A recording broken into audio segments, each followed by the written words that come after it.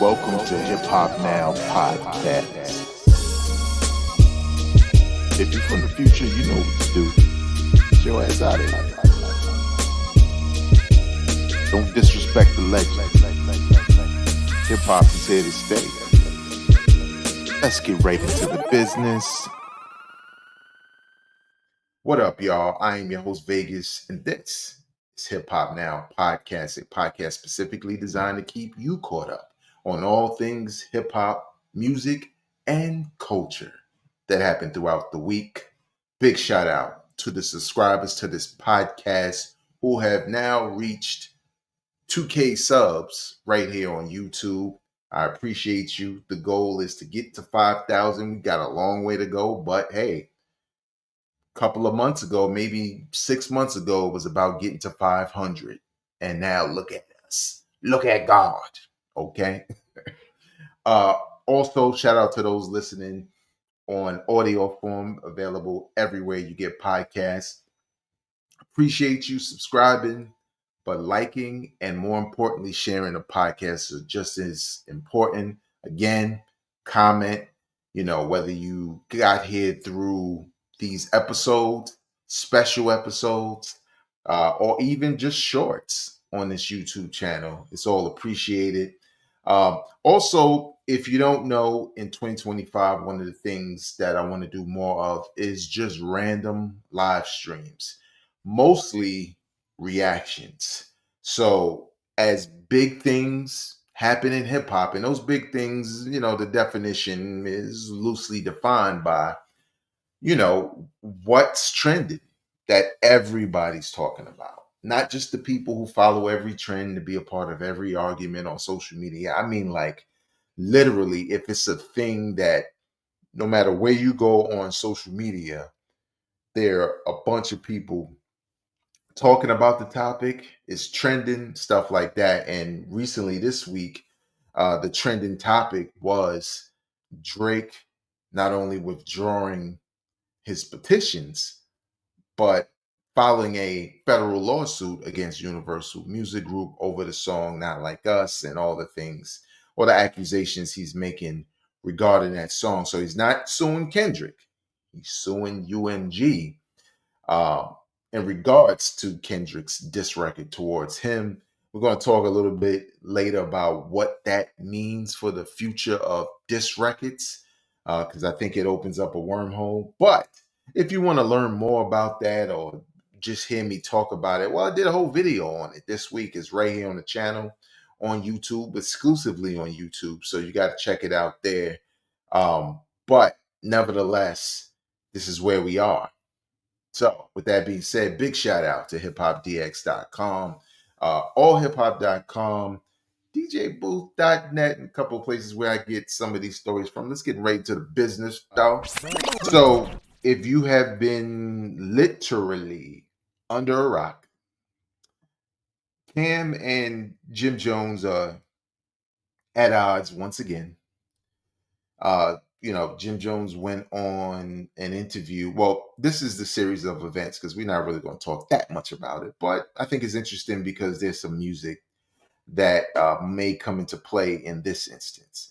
Cam and Mace have been at odds basically off and on for years, with Jim Jones feeling underappreciated by Cam in most instances. Some I could kind of see Jimmy's standpoint. Some I kind of feel like, dog, you're a grown man. Move on. You basically made yourself a star. Regardless if you wrote it, you made yourself a star on your level. And we remember when he was on Funkmaster Flex, Hot 97 talking and crying, and then Cam did the IG live talking about the situation with Jimmy where he was sipping that can of Pepsi like a million times.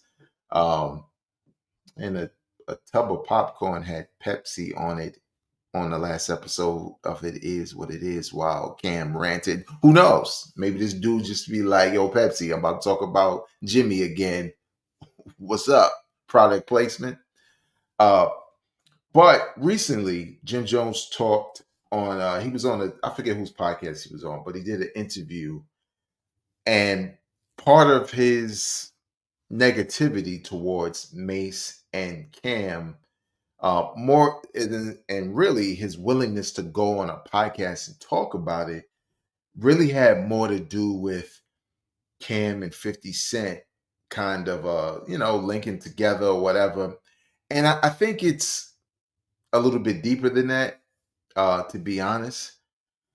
Because when you look at it, I think this most recent issue probably has more to do with Cam teaming up with Mace to have this successful sports podcast that sometimes addresses other things outside of sports, obviously. Um, and it was very lucrative for those two. Like they're hot. Now, I thought it would have been dope considering, I mean, it's not necessary and it's damn sure not needed, but I thought when Cam and Mace started, it is what it is, almost like a news desk type situation.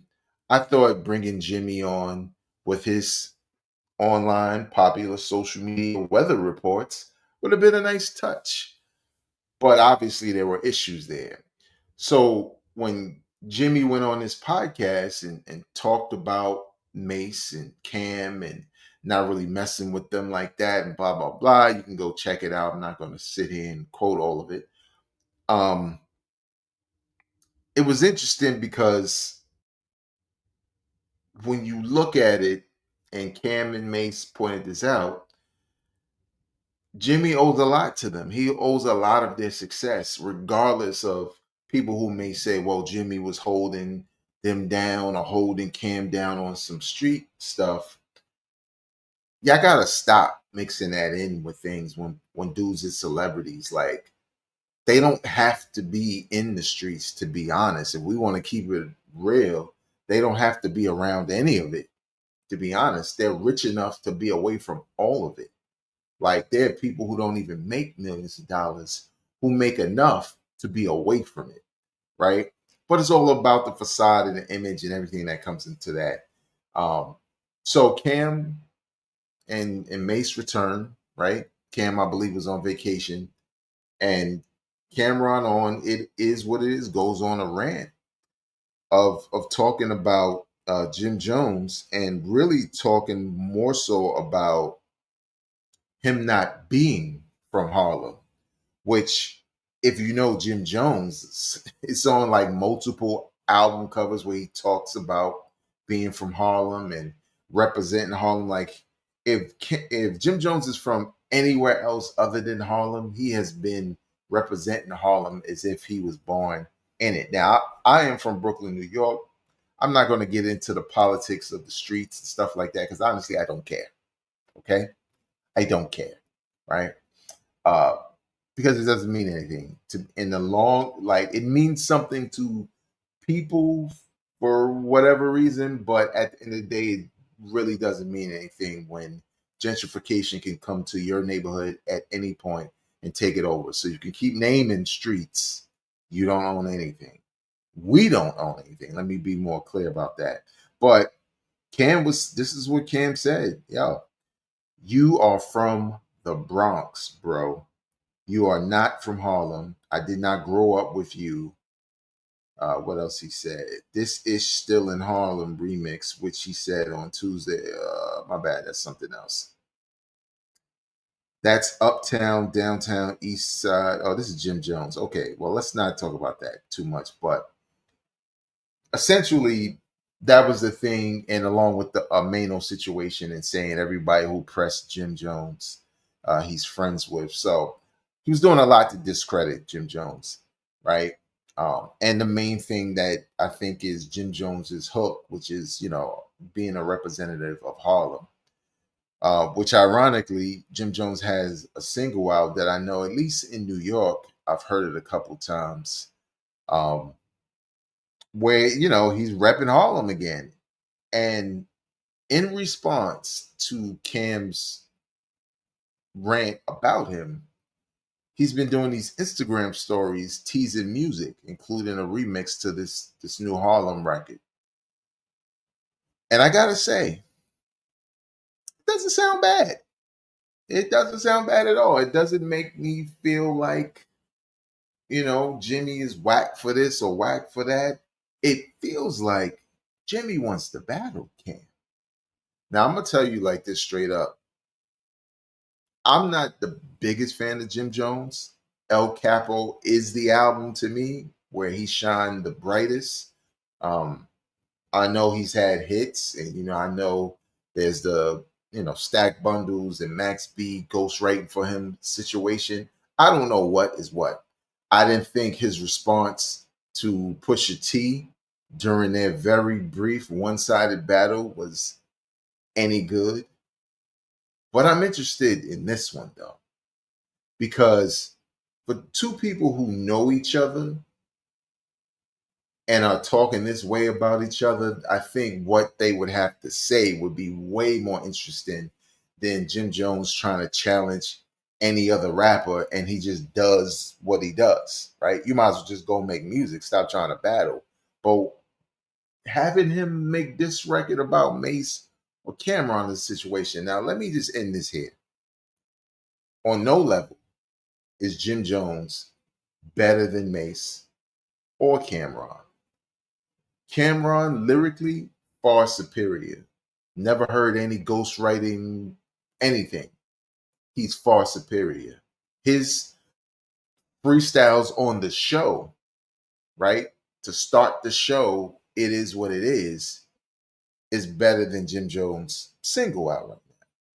But see, Jim Jones is a vibe, right? He's a cool vibe that goes with he's almost like New York version of Rick Ross, right? Rick Ross ain't saying nothing special. He's typically saying the same things all the time. But you like it. It sounds good.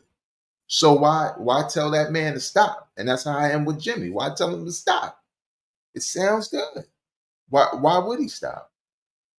He's definitely not better than Mace. I know some of y'all old heads, the only Mace you know is a shiny suit and a smile on a Bad Boy album. He's never been as successful as Mace. Let's just get that out the way.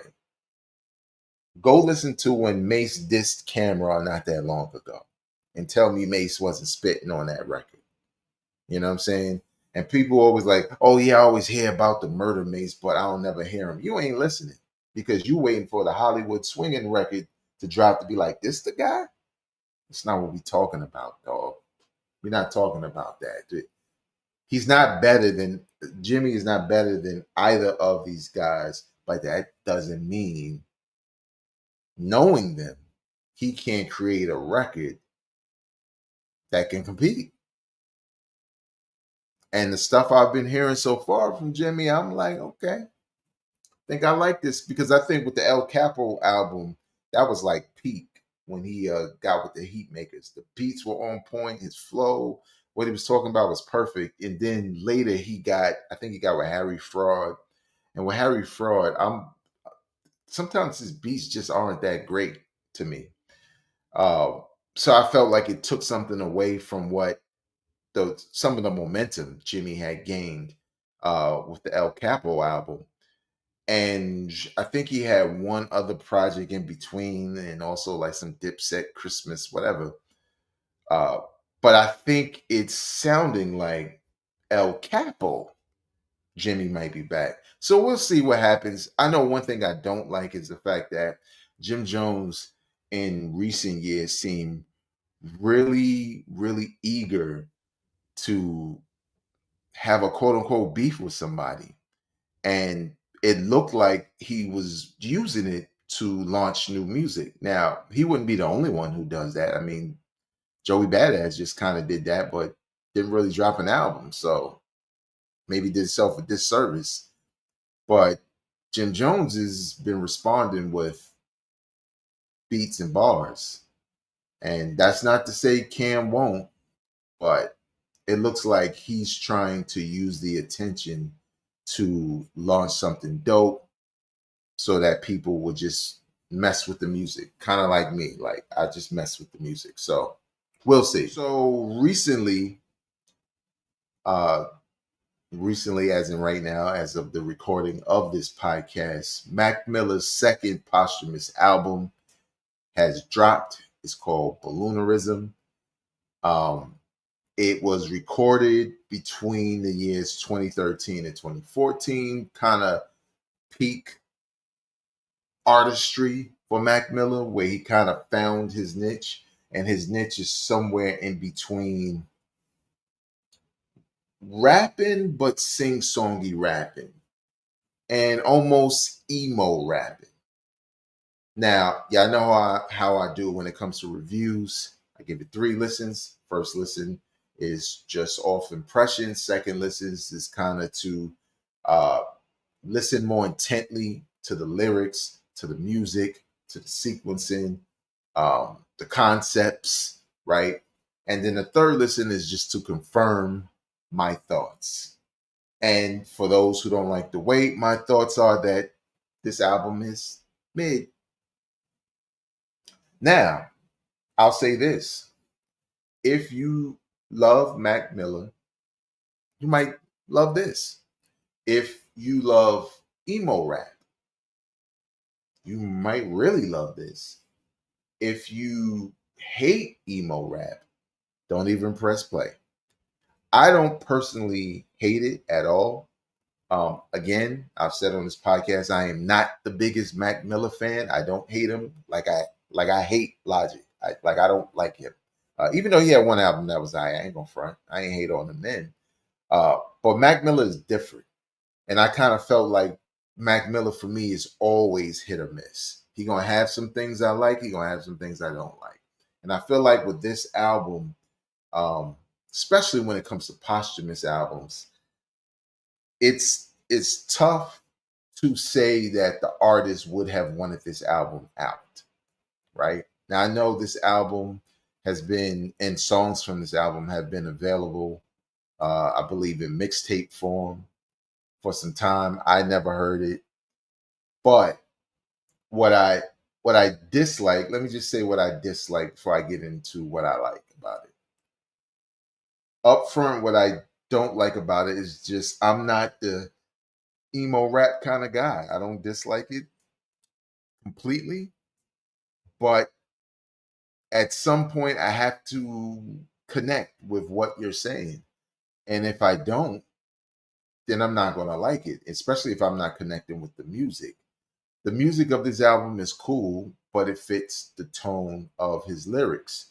The music is like almost dreamy sounding, almost live instrument sounding, almost like a jam session, which is what it was when it was recorded, a jam session. And it's almost as if Mac Miller, remember Nas had that song called Book of Rhymes on the Godson album where he was like flipping through his book of rhymes and he would say a rhyme to the beat and then just try something else.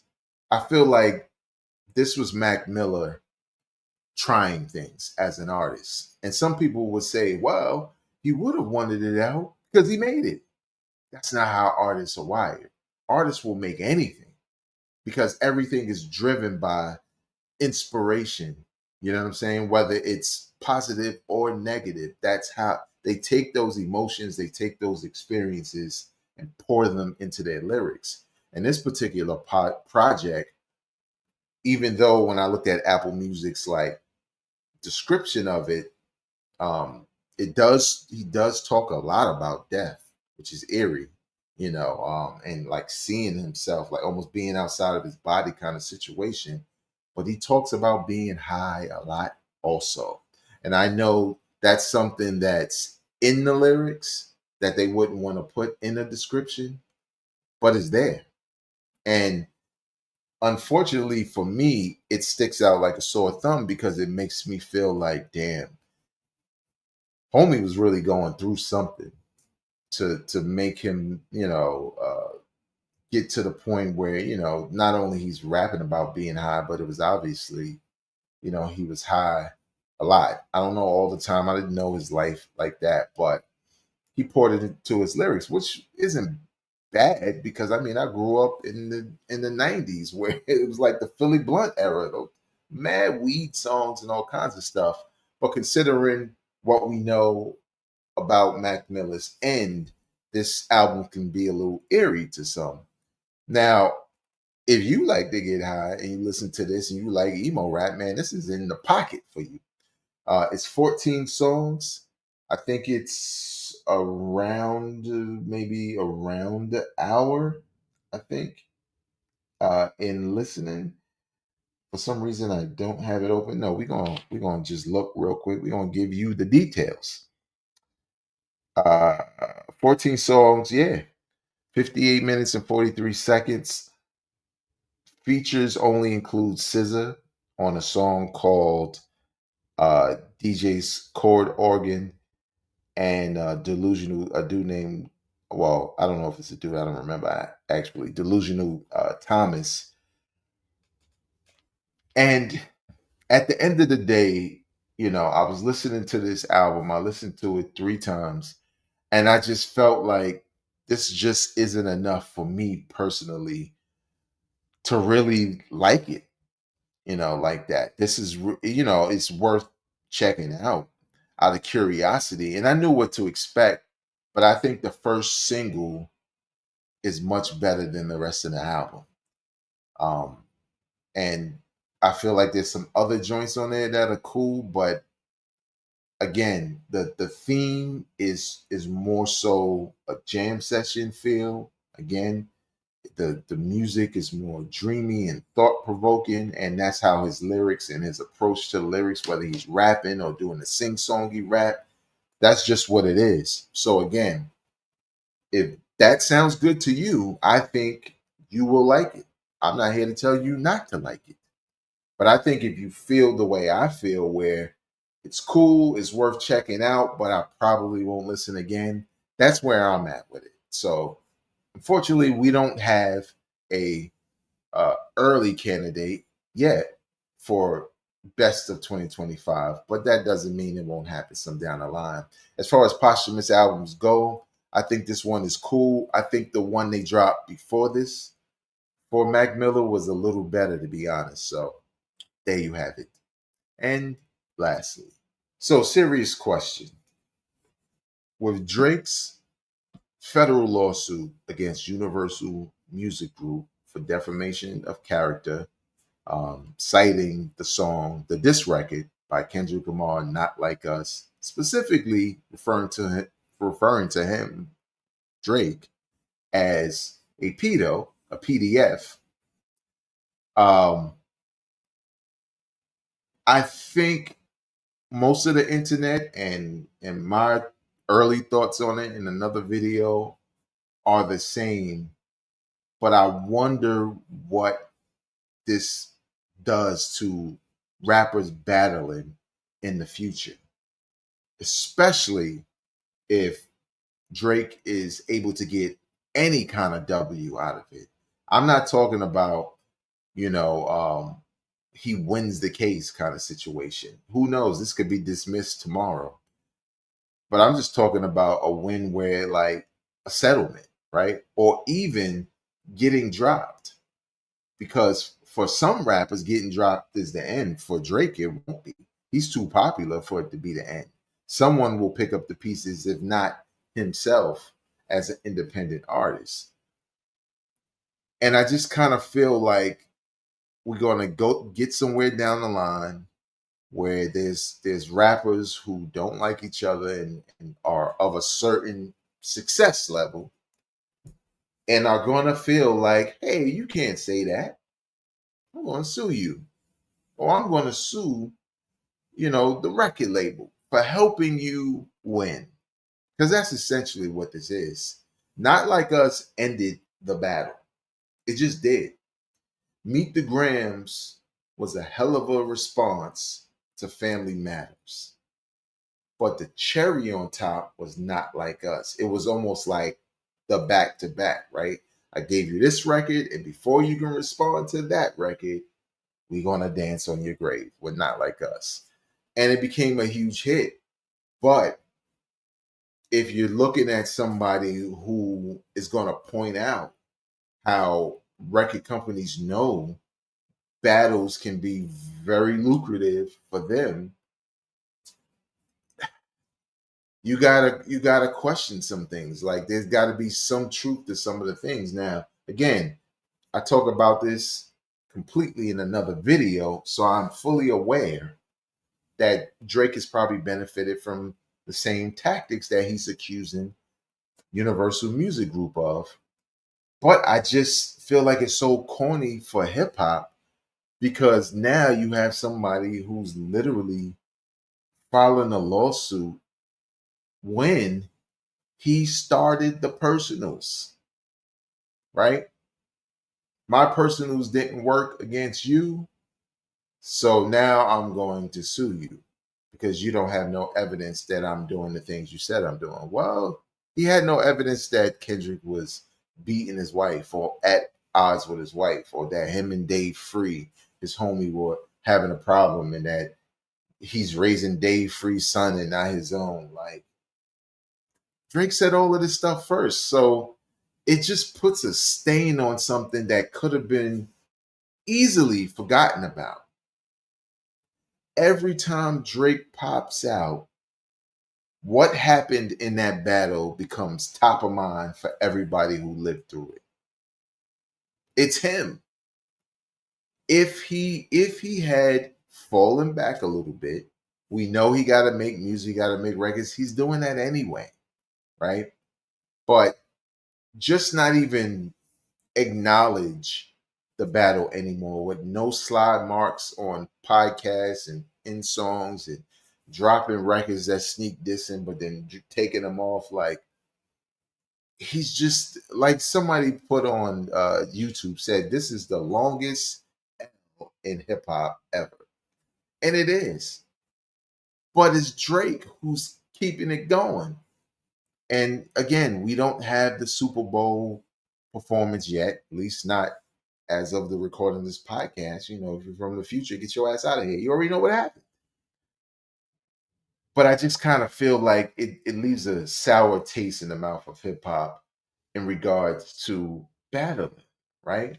Like, imagine if Kumo D decided to sue LL, Ja Rule decided to. Now, I know this is not the same thing because he's not suing Kendrick, but this is kind of how he works, right? He does it. It's about the battle because he keeps saying that song wasn't that good. That song wasn't going to be that popular if he didn't have help. So imagine any of these artists doing the same in the history of hip hop doing the same thing. Imagine after Ether, Jay-Z just went on and was just, man, I'm suing everybody. Hot 97, Power 105, everybody who played a role in making Ether big. When sometimes you just got to look at it as it's the game. You lost. All those videos and people's reactions, they weren't hypnotized. It wasn't a gimmick. The beauty of that disc record is the fact that it became a hit record because that had never been done. And this dude just does not want to believe that that was the case, that he don't want to believe that he lost. So now it's the semantics war. I'm I'm just saying, I hate it for hip hop. I don't know how far it's going to go if it ends here, but how can I not be surprised where you talk about popping out? Every time he pops out, we got to remind him of the L. And I wish he would just settle the situation, settle it down, and release some music that's unrelated. I mean, you could take jabs here and there. It's par for the course. Um, but not the focus that he seems to have on it. Like, he seems to have 100%, 1000% focused on changing the narrative when he just needs to say something slick here and there. Like, I'll give you one line to me that for most of us who are capable of moving on from the Nas and Jay-Z battle thought about, right?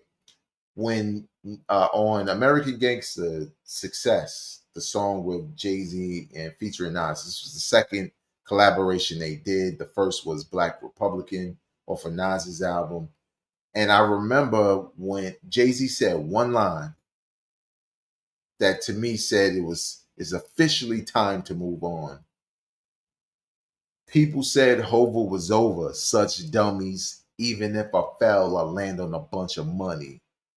I ain't got nothing. Like, okay, That's what they was. Hova was over. You dissed me.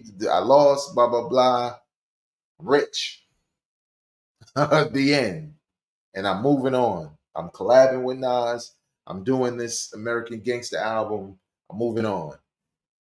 That's all Drake needed to do, was come out with a new record, acknowledge the battle in a very direct way, but also acknowledge his status as one of the top performing artists. Meanwhile, he's devaluing his own music and credibility. Like every time he opens his mouth now, all people do is criticize because he can't let it go.